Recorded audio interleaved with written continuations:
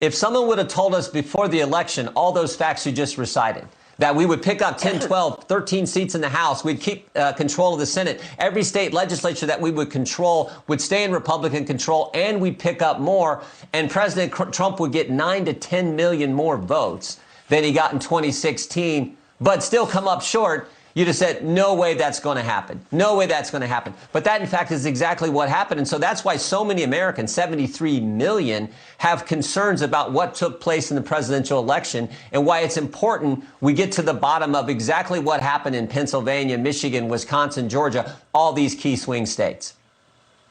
Yeah, I mean, you heard what Rudy Giuliani said earlier in the program. He and Sidney Powell are investigating the Smartmatic software and the Dominion voting machines because they do believe, and they say they have evidence, that there were backdoors and the votes were manipulated to turn Trump votes into Biden votes. Where are we on that? And what do you see in terms of the outcome here of this investigation into voter fraud?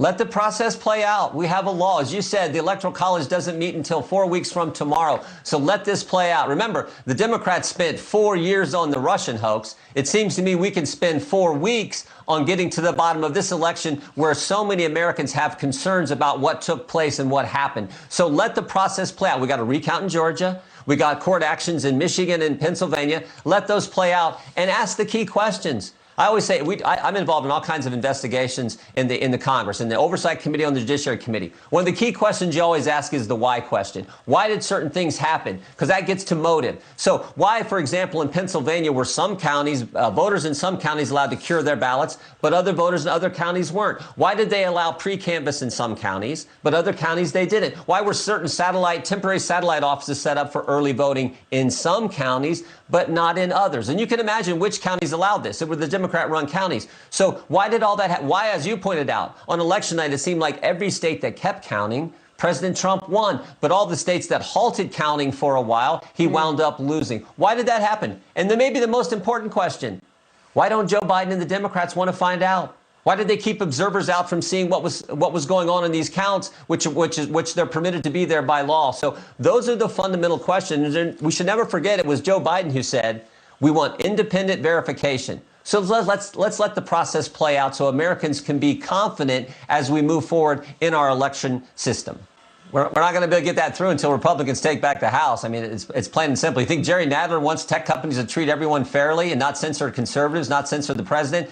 So look, we introduced a bill. 12 Republicans on the House Judiciary Committee introduced legislation 2 months ago, complete overhaul of Section 230, which has to happen. Of course, that's the section that gives the big social media platforms the liability protection that they have. So we need to overhaul that section. Our legislation does that, but frankly, we're not going to get it done until Republicans take back the House. So we're close. We're close. We're not quite there, but we're close, and hopefully we'll get there soon.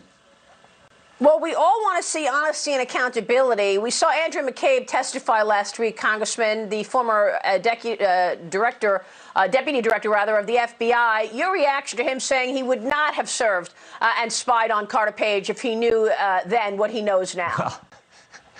Well, I mean, big deal.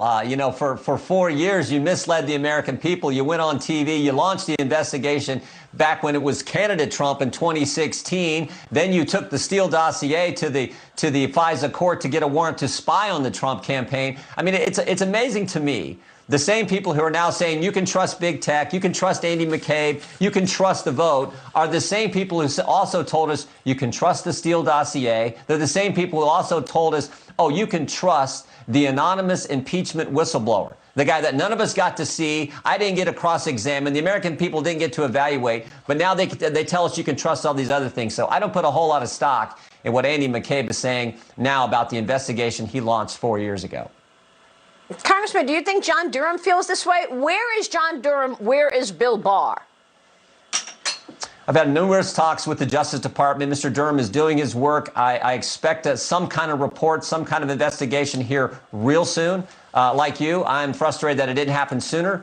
But look, you and I can't put anyone in, we can't prosecute anyone, we can't indict anyone. All we can do is get the facts out to the American people. The Justice Department has to do that. I'm hopeful they're going to have something real soon for the American people.